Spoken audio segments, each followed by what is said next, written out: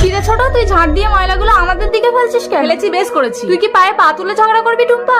গায়ের উপরে উঠে যাচ্ছ মানে কি তুমি? আমাকে মেরে ফেললো গো। এই কি হয়েছে টুম্পা? দাদা তোর টাকা আছে বলে কি তুই সবসময় চেঁচিয়ে আমাদের চুপ করে রাখবি? তোদের সঙ্গে কথা বলাটাই আমার পাপ হয়েছে। এই চলে এসো না।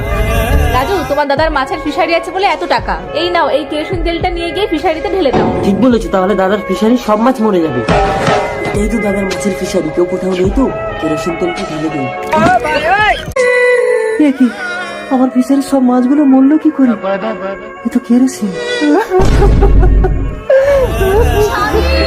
স্বামী, আমাদের ফিশারির সব মাছ মরলো কি করে? আয় না, কি আমাদের ফিশারিতে কেরোসিন তেল ঢেলে দিয়েছে। মহাজনের কাছ থেকে 1 লাখ টাকা ধার নিয়ে আমি মাছ চাষ করেছিলাম, বলেছিলাম মাছ বিক্রি করে সব টাকা দিয়ে দেবো। এখন আমি কি করে দেবো? ওগো, চলো আমরা মোড়ল মশাইকে বিচার দেবো। চলো। কেউ দেখেনি তো রাজু? না না, কত হাঁস মুরগি চুরি করলাম আর এ তো সামান্য। এইবার তোমার দাদা মহাজনের টাকা না দিতে পারলে ঘর ছেড়ে পালিয়ে যাবে, তখন এই পুরো বাড়িটা আমাদের। रुको जरा। এই রাজু, তুই কি তোর দাদার ফিশারিতে কেরোসিন তেল ঢেলেছিস? না তো মডেল মশাই, আমি ঢালিনি তো।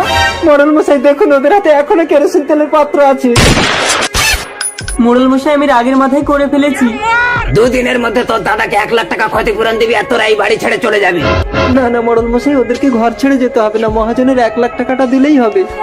দেখেছিস, তোর দাদা বৌদি ভগবানের মতো। মোড়ল মশাই, আমি আজই গ্রুপ থেকে 1 লাখ টাকা লোন নিয়ে দাদাকে দিয়ে দেবো। ঠিক আছে।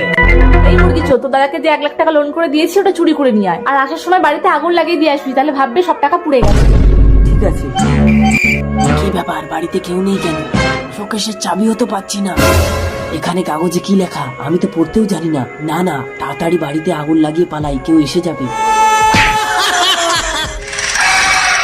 তোমাকে দেখতে পারেন তো রাজু? না, কিন্তু কোনো টাকা পাইনি, এই চিঠিটা পেয়েছি। কই দেখি দেখি।